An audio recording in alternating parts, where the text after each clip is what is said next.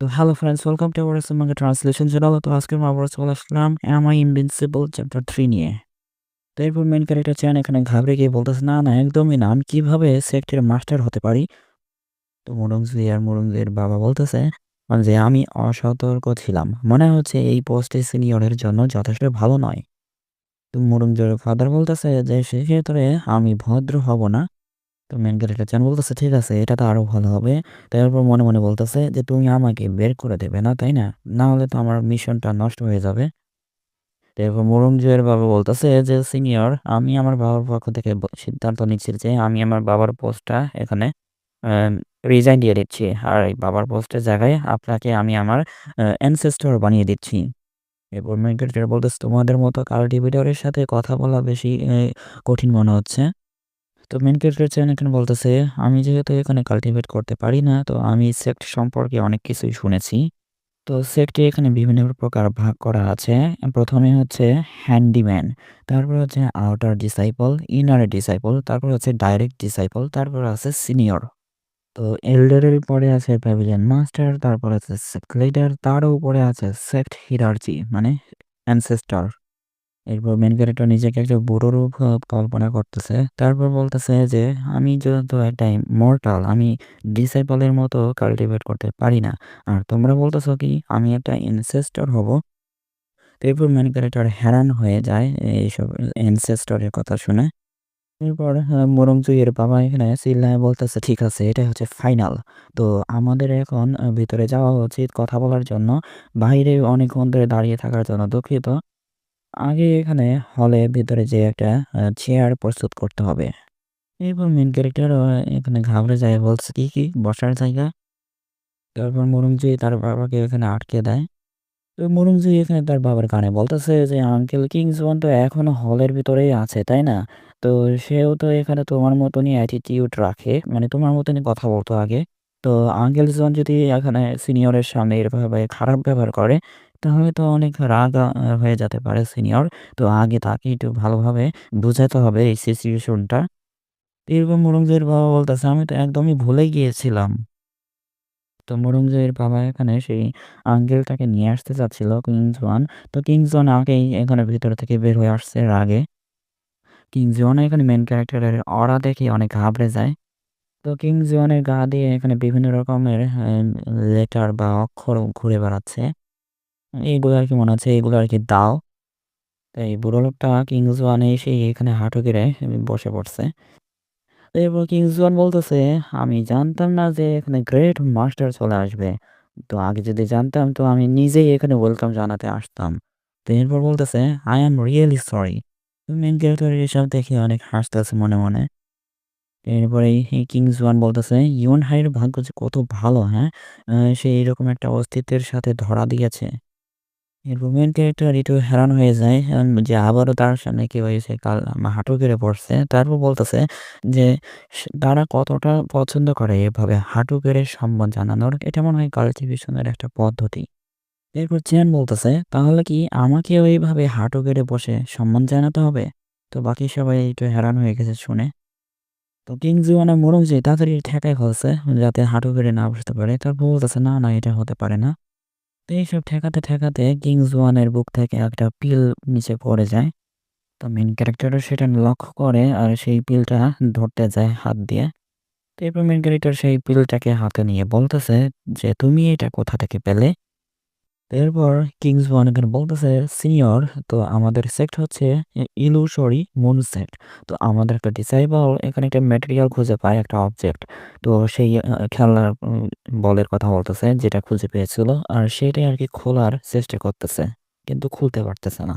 তো মেন ক্যারেক্টারই তো সেই খেলনাটা বানাইছে ওই সিস্টেমের টাস্ক অনুযায়ী। তো ছোট বাচ্চাদের জন্য খেলনা বানানো, তো সেই টাস্কের কথাই বলতেছে যে এটা তো শুধুমাত্র একটা কাঠ, আর এটা শুধু খেলার জন্য, আর খেলার পরে বাচ্চারা এটা খেয়ে ফেলে। এরপর বাকি দুজন তাই একটু হ্যারান হয়ে বলতেছে, সিনিয়র, আপনি কি এখানে এই বলের ভিতরটাও দেখতে পারেন? তো চ্যান এখানে বলতেছে, এটা তো আমি বানিয়েছি, তো আমি তো দেখতে পাবো যে ভিতরে কি আছে। তো এটা বলে এটাকে নিয়ে খেলতেছে আর বলতেছে এটার মেকানিজমটা নষ্ট হয়ে গেছে, সেই জন্য এটা ওপেন হচ্ছে না, তো অন্য কোনো উপায় দিয়ে ওপেন করতে হবে। এরপর মেইন ক্যারেক্টার বলতেছে প্রথমে লোমান তালা তৈরি করার জন্য একটা কাঠ খুঁজতে হবে। এরপর মেইন ক্যারেক্টার চ্যান বলতেছে এটা যেহেতু মেকানিজম খারাপ হয়ে গেছে তো সেজন্য আমাকে অন্য একটা উপায় বের করে এই মেকানিজমটা খুলতে হবে। তো এরপর মেইন ক্যারেক্টার একটা চাকু বের করে। তো সেই চাকুটাও একটা নরমাল চাকু না মনে হচ্ছে। এটা একটা ডিভাইন চাকু। সেই চাকুর ভিতর থেকে টেরিফাইং অরা বের হচ্ছে। অনেক শক্তিশালী একটা অরা। এই অরাটা এত শক্তিশালী যে মুরং আর মুরংয়ের বাবা এটা দেখে একটু অবাক হয়ে যায়। আর মনে হচ্ছিল যে তার গলাটা এখনই কেটে যাবে এই অরার প্রেসারে। তো মুরং এখানে হ্যারান হয়ে তার বাবাকে জিজ্ঞেস করতেছে আর বলতেছে যে, "বাবা একটু আগে কি হয়েছিল, হ্যাঁ?" তার বাবাও বলতেছে যে, "হ্যাঁ, আমিও এটা অনুভব করেছি।" এরপর মুরুঙ্গের বাবা বলতেছে হ্যারান হয়ে যে, "এই ওয়েপেনটা তো অনেক বেশি মূল্যবান একটা ওয়েপেন, যা বিভিন্ন গড যেগুলো ব্যবহার করে তার চাইতেও বেশি মনে হচ্ছে। এই ওয়েপেনটা দেখে মনে হচ্ছে এটা একটা লেজেন্ডারি আর্টিফ্যাক্ট।" তো সেই বলের টুকরোটা এখানে খোলার জন্য একটা চাকু বের করছে। সেই চাকুটা দিয়ে এখানে ২ ভাগ করে ফেলছে বল। তো এলর কিংজোয়ানও বলতেছে যে কি এটা কি কোনো টেকনিক হতে পারে? এটা কি কোনো হতে পারে? আর এখানে চ্যানের নজর থেকে দেখতে গেলে এটা একটা সাধারণ মাত্র খেলনা। তো বাকি জনের তো অনেক বড়, বড় কিছু মনে হচ্ছে। তো এটা ওপেন হয়ে গেছে আর এটার ভিতরে একটা চকলেটের মতো কিছু একটা আছে। তো এল্ডার কিংজন অনেক ঘাবড়ে গেছে। আর তাড়াতাড়ি করে মুরং আর তার বাবাকেও এখানে পিছনে নিয়ে এনেছে। আর এটা দেখে চ্যান বলতেছে, "আরে তোমরা এত পিছনে চলে যাচ্ছ কেন?" তারা তো চ্যানের হাতে যে চাকুটা ছিল সেটাই দেখে অনেক অবাক হয়ে আছে। তো সেজন্য মনে করতেছে যে এখনই তো গলা কেটে ফেলতে পারে। মুরুং বলতেছে যে, "সিনিয়র এই জিনিসটা আবার কি?" তো চ্যান এখানে হাতে নিয়ে দেখাচ্ছে যে এটা হচ্ছে শুধু টয়। এটা বাচ্চাদেরকে রেওয়ার্ড হিসাবে দেওয়ার জন্য ব্যবহার করা হয়। আর তারা এটা খেলে তারপর খায়। তো চ্যান এর চোখ দিয়ে দেখতে গেলে এটা একটা সাধারণ জিনিস। কিন্তু বাকি সবাইদের জন্য এটা একটা অদ্ভুত জিনিস। তো অনেক শক্তিশালী একটা জিনিস। তো এটা আরকি বলতেছে এটা তো শুধুমাত্র একটা ক্যান্ডি। তো এর ভিতর থেকে এত শক্তিশালী স্পিরিচুয়াল এনার্জি বের হচ্ছে কেমনে? তারপর সেই ক্যান্ডিটা এখানে খেয়ে ফেলে মুরং। তো পিল ফর্মেশন এ এখানে লেভেল আপ হয়ে যায় মুরংয়ের। তো পিল ফর্মেশনে ফার্স্ট লেভেল থেকে একবারে ডাইরেক্ট 10 লেভেলে পৌঁছে যায়। তো মুরুং-জুই এখানে বলতেছে যে, "তুমি একবার আমার জীবন বাঁচিয়েছ, আবার আমার নতুন করে ব্রেক থ্রু করিয়েছ। এইবারও আমার সাহায্য করেছ একটা নতুন সুযোগ দিয়ে। তো আমি জানি না এটার রিপে কিভাবে করব।" এরপর মুরুং-জুই বলতেছে, "আমি কি আমার বডিটা তোমাকে দিতে পারি?" তো এরকম করে আরকি বলতেছে রিপে করার জন্য। অনেক কিউট চেহারা বানায়া। তো এটা হচ্ছে 'Am I Invincible' চ্যাপ্টার 4। এরপর মেইন ক্যারেক্টার চ্যান বলতেছে যে আ কি আ আরে দূরে চলে যাও। মানে এরকম শরম পেয়ে বলতেছে। আর বলতেছে মনে, মনে যে কি একটা সুন্দর আর এত ফিগার ভালো আর এত সুন্দরী একটা মেয়ে যে কিনা শুধু একটা মিষ্টির কারণে আমাকে নিজের বডি অফার করতে চায়।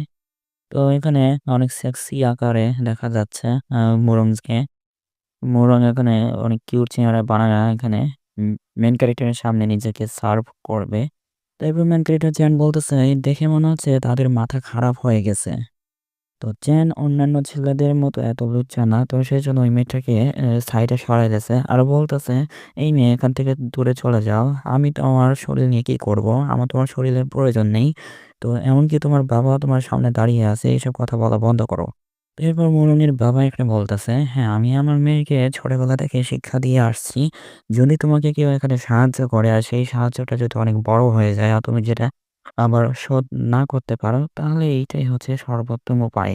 নিজের বডিটা ওই লোকটাকে দিয়ে দেওয়া।" তো এইটা শুনে আমাদের মেইন ক্যারেক্টার তো অনেক ঘাবড়ে যায়। বলতেছে যে, "এদের পুরো পরিবারই মনে হচ্ছে পাগল।"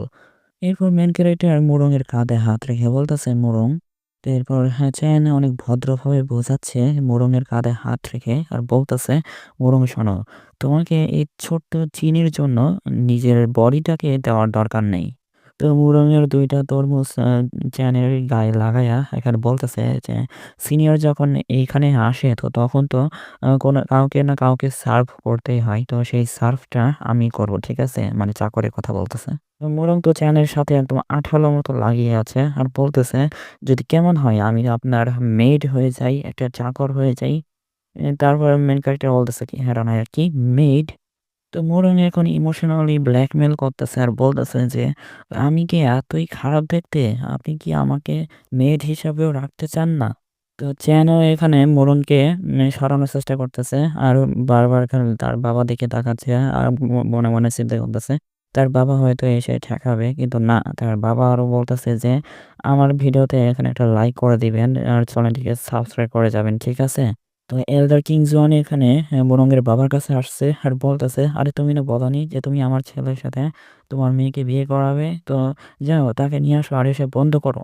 তো মোরঙের বাবা এখানে নিজের নাক বড় করে বলতেছে যে, আপনার যদি যোগ্যতা থাকে তবে আপনি আপনার সিনিয়রের কাছ থেকে তা ছিনিয়ে নিতে পারেন মোরংকে।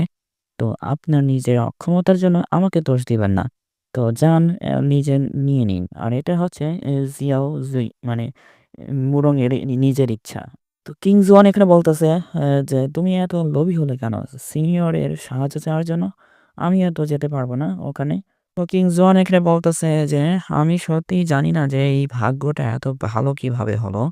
যে জুই তার লেভেল মানে ১ম লেভেল থেকে ডাইরেক্ট ১০ লেভেলে পার হয়ে গেছে।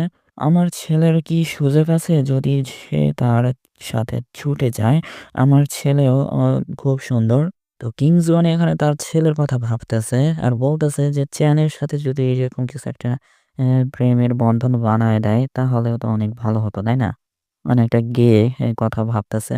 এরপর কিংজোয়ানও এখানে চ্যানের দিকে ইশারা করে দেখতেছে অনেক রাগে চোখে। তো অনেক ঠান্ডা একটা অরা তৈরি হচ্ছে। তো এটাই আরকি চ্যান নোটিস করছে। তো মুরুং তো এখনো চ্যানের গায়ে একদম আঠালো মতো আটকে আছে। আর বলতেছে যে ওই লোকটা কি চিন্তা করতেছে মনে, মনে যে এত ঠান্ডা অনুভব হচ্ছে। তো চ্যান বলতেছে, "মুরুং তুমি আগে আমাকে যেতে দাও।" তো মুরুং তো এখানে যেতে দেবে না।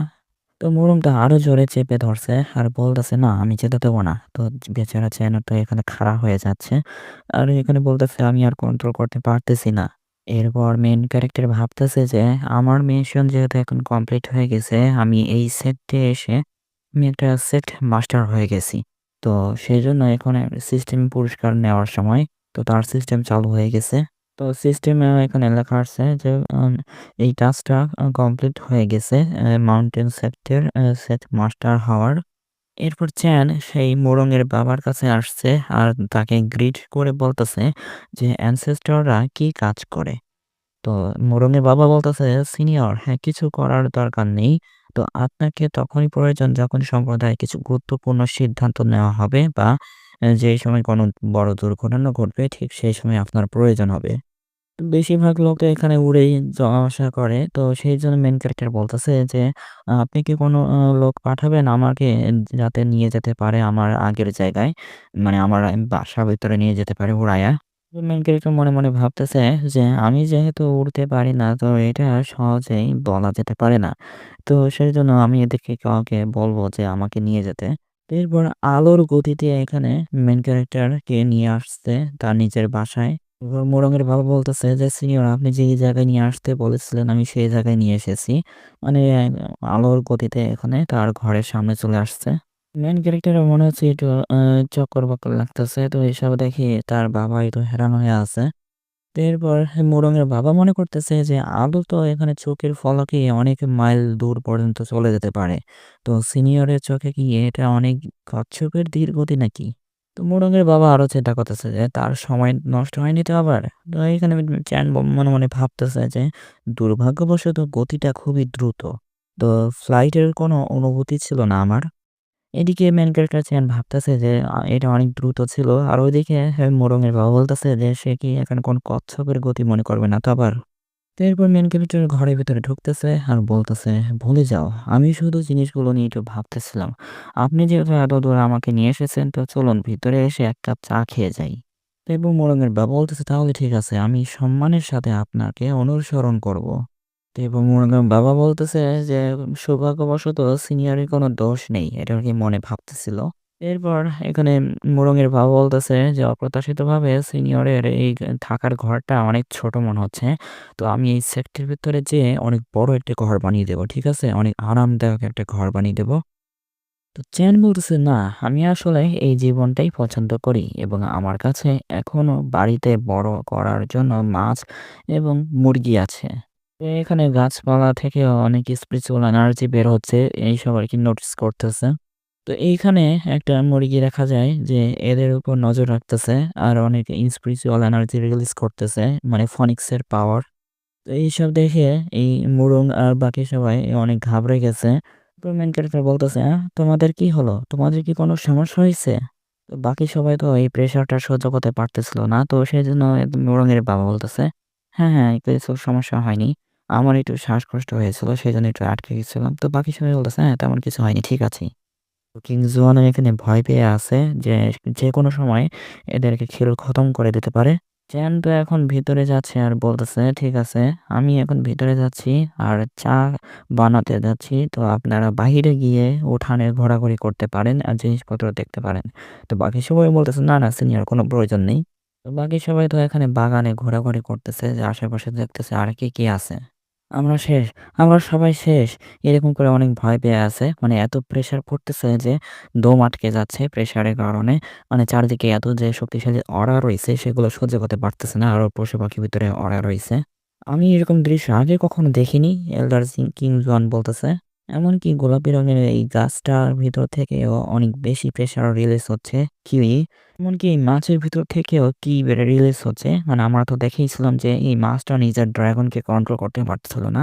তাই যখন চ্যান বের হয়েছিল তখন এই মাছের ভিতর থেকে ড্রাগন বের হয়েছিল। এমনকি এই মুরগিরও গা দিয়ে অনেক কি বের হচ্ছে। এমনকি এই গাছ ভেতর থেকেও অনেক কি বের হচ্ছে, চারপাশে ছড়িয়ে আছে। তো মোড়ল এখানে অনেক ভয় পেয়ে আছে আর বলতেছে যে এখানে তো অনেকগুলো ট্রেজার রয়েছে। তো এইরকম ভয়ংকর জায়গার ভিতরে আমাদের সিনিয়র কিভাবে থাকেন? আমরা কি করব এখানে? তো মোড়লের ব্যাপারে এখানে বলতেছে, মনে হচ্ছে সিনিয়র আমাদের কোনো টেস্ট নিচ্ছে যে আমাদের এখানে দাঁড়িয়ে থাকতে হবে এত শক্তিশালী প্রেশারের ভিতর দিয়ে। তো এখানে মুরগিও দেখতেছে তাদেরকে আর অনেক শক্তিশালী একটা চেহারা দিয়ে দেখতেছে। যা দেখে এই ৩ জনই অনেক ভয় পেয়ে আছে। তো এখানে এরা বলতেছে যে আমাদেরকে এখানে দাঁড়িয়ে থেকে এই টেস্টটা পার করতে হবে। তো পরের চ্যাপ্টারটা আমরা দেখব যে এরা কিভাবে এই টেস্টগুলোকে পার করতে পারে। নাকি নিজেরা জীবিত ফিরতে পারবে নিজেদের সেফটির ভিতরে। তো এটা দেখার জন্য অবশ্যই চ্যানেলটিকে সাবস্ক্রাইব করে রাখবেন। আর আমাদের এই ভিডিওতে অবশ্যই একটা লাইক করে দিবেন যাতে আমরা এটা কন্টিনিউ করতে পারি খুবই দ্রুত আর অনেক বড় করে। আর কয় মিনিট ধরে আপনারা এই ভিডিওটা দেখতে চান? ৩০ মিনিট নাকি ১ ঘন্টা? তো এটাও ভিডিওতে জানিয়ে দিতে পারেন কমেন্ট করে।